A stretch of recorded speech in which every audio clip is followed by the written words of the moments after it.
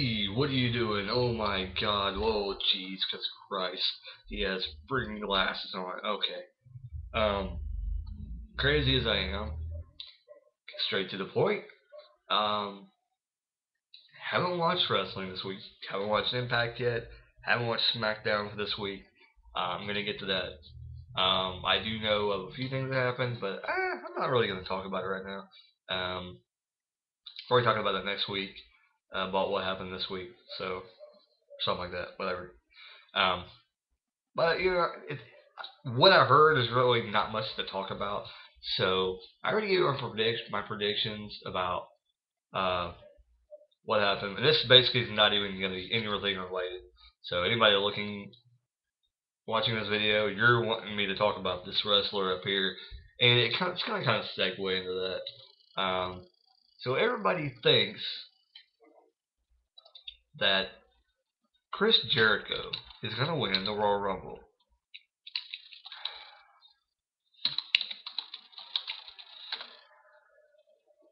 Oh lordy, do we really have to go through this again? Why is it that every time Chris Jericho returns, people want to make a big hoopla about it? I mean, I'm trying to give him the benefit of the doubt. I love Chris Jericho. I love him to death. But, and I loved all the things that he did for the company. But I'm going to be honest, I'm not a huge fan. The last time Chris Jericho was in the WWE, I watched it a little bit, and I got kind of turned off on it because I wasn't really a fan of the character, like the way he spoke on the mic and everything like that. I wasn't really a big fan. I don't know if it's that I wasn't really into the wrestling at the time, and when I did catch it, just what he was saying didn't catch me at that exact moment, or what. But it just didn't appeal to me. It just didn't really get over with me. I didn't really like the character. I didn't like the way he wrestled. I didn't like anything like that. So I mean, I don't know. Maybe it was just me at the present time, but um. But then you got a guy who has been out for like I don't know. I think he's been out for a couple years, a year or something like that, and now he's going to come back, and they're going to throw him right into the Royal Rumble. And a lot of people are saying he's going to win. And it does make sense for him to win. But I hope to God that he does not win the Royal Rumble. Vince, seriously, you got a guy who's bailed on you numerous times. Does Vince not learn from the past? Lesnar bailed on you. Goldberg came in for a bunch of grand, and he got his push. You ruined all that time that you could have pushed other guys that were worth the company way past these guys, and they didn't get their pushes. They didn't get any storyline time at all, or any good storyline time. They didn't get pushed to that next level like they should have, and they're long gone. Either their time has passed, or they passed away. I mean, Eddie Guerrero could have been pushed more if Brock Lesnar wouldn't have put his big head into the wrestling business. I mean, yes, I do know that WWE is interested in him, but they push some of these young guys way too fast. I mean, I understand The Rock. Rock is entertaining. Everybody always loves The Rock, but and he did do his time in the business. He was in wrestling for a while. And Mick Foley wrestled for a long time, and then he kind of got a late jump in the wrestling game. So you can't really complain about guys like that because they put their time in. And Jericho, yes, you put your time in, but Jericho has not really had much success, so to speak. I mean, yeah, he has his band, but it's not really a commercial success of a band. I mean, there's a lot of bands out there that have a following. I'm sure there's a following for Fozzy. I like Fozzy. I like his singing. I like all that jazz. But, he doesn't have to be gone that long. It's, he wrestled and did Fozzy for the longest time. And I do understand, he probably did get tired, doing both of them. But sometimes you just gotta choose one or the other, and Vince has got to stop getting behind these guys who are just going to end up bailing on him. or doing stupid things that get them fired. I mean, you've seen a push of Jeff Hardy who ended up getting fired because of the wellness. And I mean, and that's I guess that's a whole other topic for another video. But I mean, he's got to stop pushing guys, and Jericho is one of the ones. So this is basically my wrestling spotlight of Chris Jericho. So I don't want him to win the Royal Rumble. I would rather see Randy Orton win the Royal Rumble than Chris Jericho. You know, Chris Jericho should not win the Royal Rumble. That's straight up. He should not win the Royal Rumble. He is bigger than that. He doesn't need the Royal Rumble. He is over. This is what I always thought is that the Rumble, and not necessarily all the time, because Hogan won it a lot, and Austin won it the most times, which I did not know this until the other day, because I thought Hogan had won it 3 times too. But guys that are extremely over, they don't need this.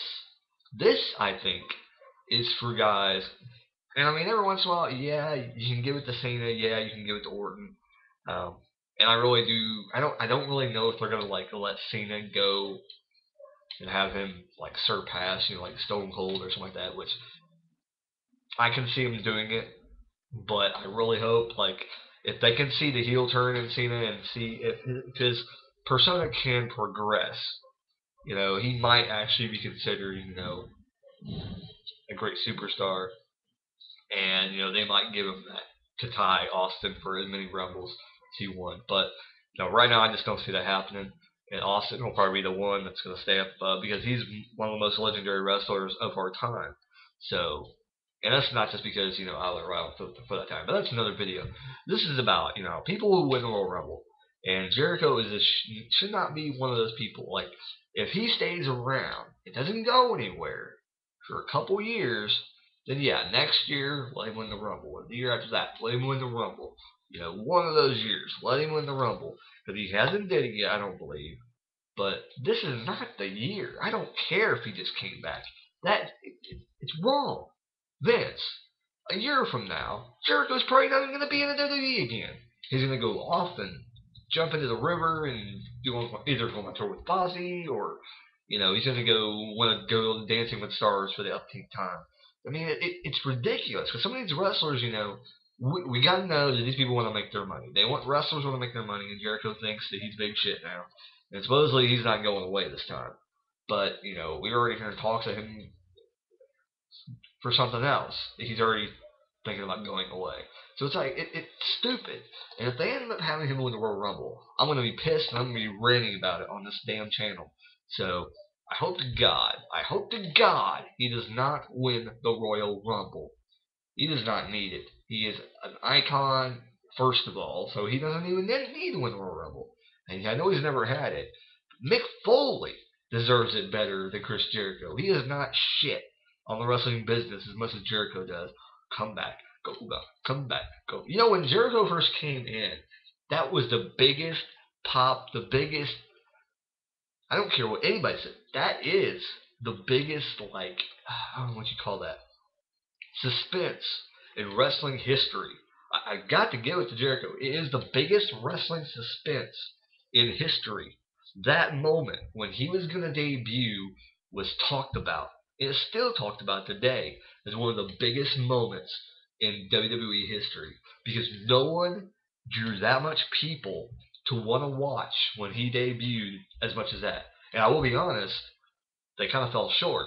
They should have pushed him quicker in the WWE because they didn't know what they had.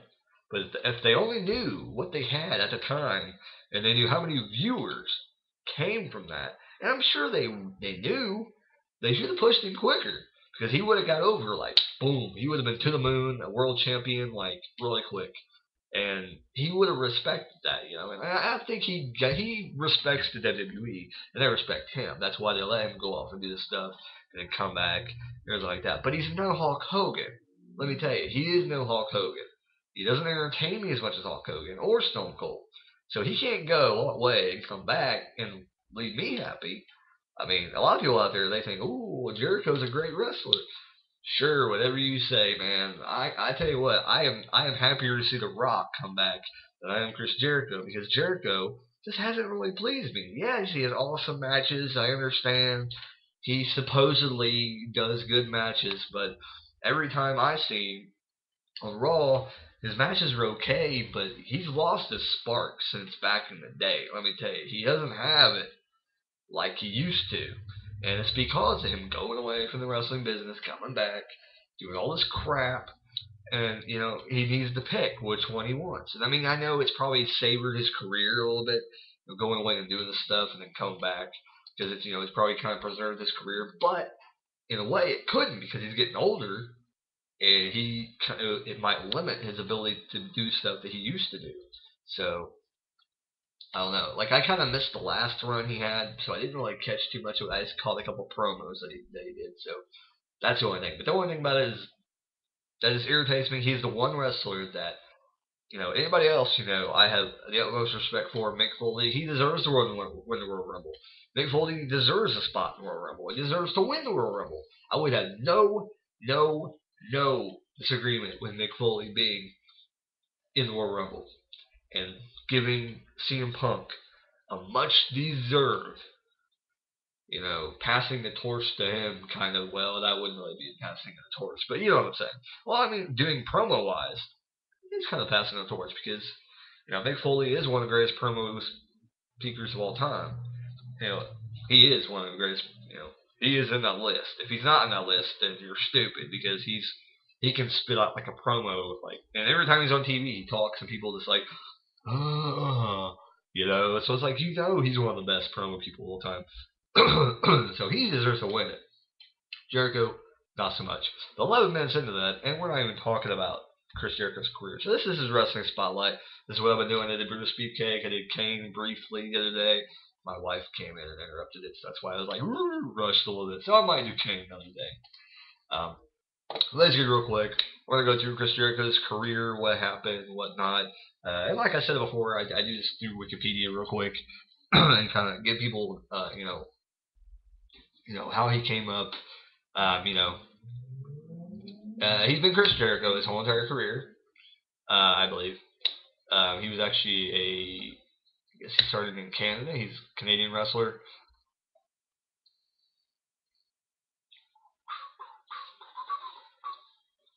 Okay. All right, so let's get down to it. That's okay. So at the age of 19, it says right here, he entered the Hart Brothers School of Wrestling. And I guess that's where he met Lance Storm. 2 months later, they started wrestling independent shows. Whoa, wow, that was very rude. Sorry. Never do that on YouTube shows. But he made his debut on August 2nd in 1990, and I guess against Lance Storm, so pretty good. And I guess they went to a draw. And then they, I guess, paired as a tag team called Sudden Impact. And I guess he took the name Jericho from a Halloween album, The Walls of Jericho. So that's where he got the name from. I didn't really know that, so now. So they worked I guess they went to northern Manitoba in Canada. And I guess Ed was there, and Christian, and Rhino. And then they went on, I guess they tag team, him and Lance Storm tag team. This is where they were going. They went there, worked with them, and then they went to CNWA, Calgary's Canadian National Wrestling Alliance, and then they went to Canadian Rocky Mountain Wrestling, CRMW. And in 1991, Jericho and Storm started touring Japan for Frontier Martial Arts Wrestling, and that's where he would be friends with Ricky Fuji. I'm not sure who that is. Maybe that's a day for another video. I'm just gonna throw him. He's out there. If you know who they are, then there you go. He also and he was trained under Stewart as well as was Jericho and Storm. And then in the winter of '92, he went to Mexico. He competed under the name Leon de Oro. And then I guess Corazon, I'm probably pronouncing this right, Corazon de Leon.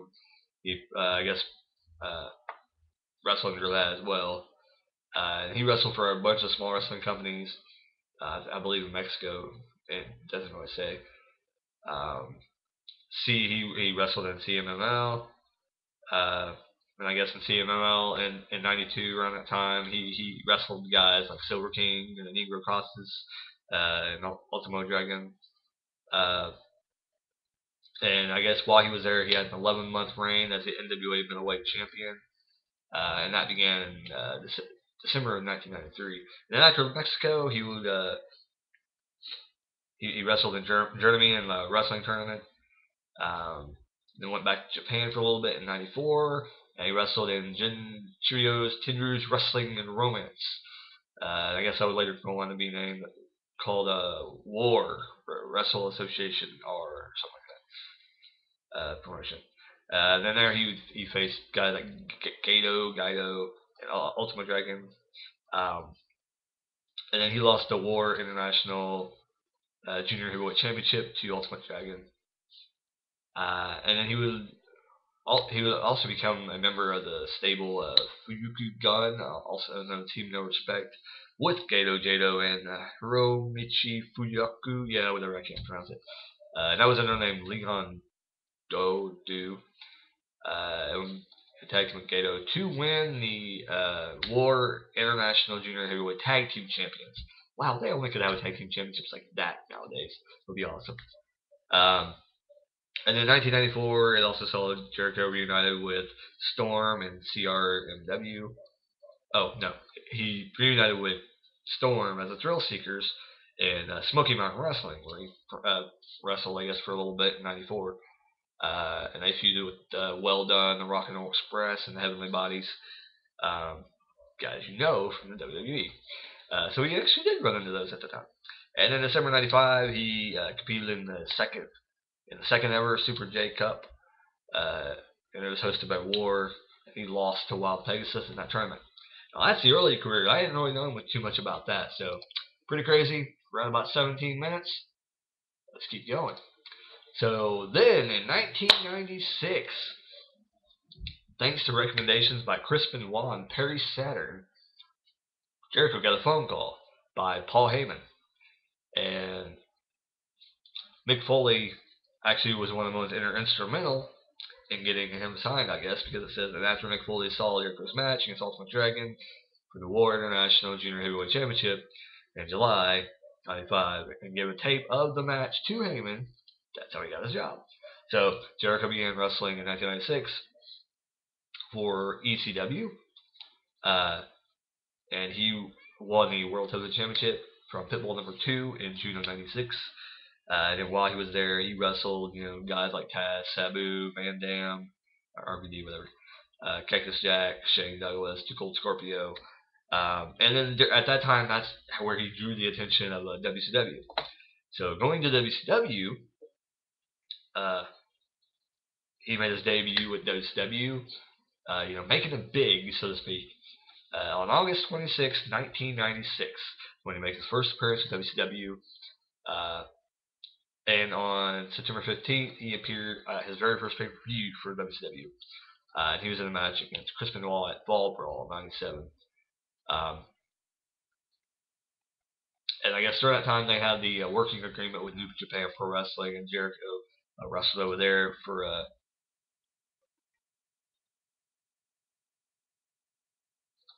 and I guess when he worked in New Japan Pro Wrestling, he wrestled under the name New Japan Pro Wrestling. He wrestled under the name Super Liger, and it was the masked, arch nemesis of Houston Thunder Liger. And his first match against Super Liger was against Koji Kanemoto, who's actually big on. I haven't really seen of his matches, but I know he's big in Japan. Koji Kanemoto, another Wrestling World '97. And I guess it wasn't taken very well, I guess, in Japan, so that gimmick was dropped very, very quickly. And I guess after that, he just wrestled Chris Jericho over there. And then he got called back to WCW, and on June 28, 1997, Jericho defeated Six in California, Los Angeles, California, to win the Cruiserweight Championship for the first time. He won the title again on August 12, 1997 by defeating Alex Wright. Wow, that's another video. Anyway, and basically he began his WCW heel run when he won that title. When he won the title a third time by defeating Rey Mysterio Jr. And that's when he really took off. Is when he was heel in WCW. That's when people started to notice.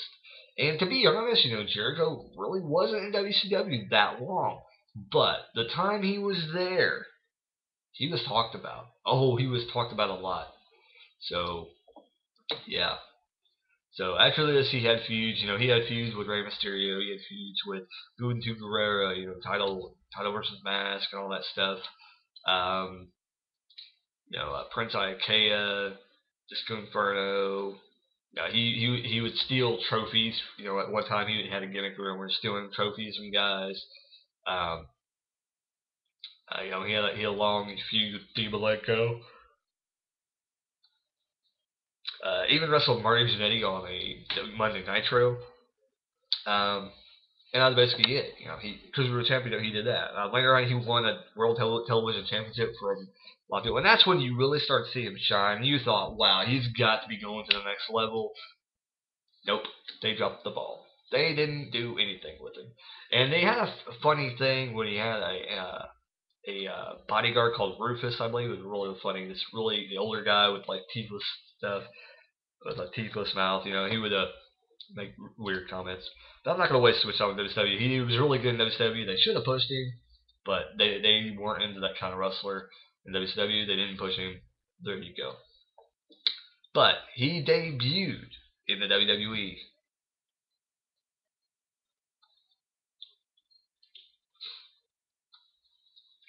He went to the WWF at the time on June 30th.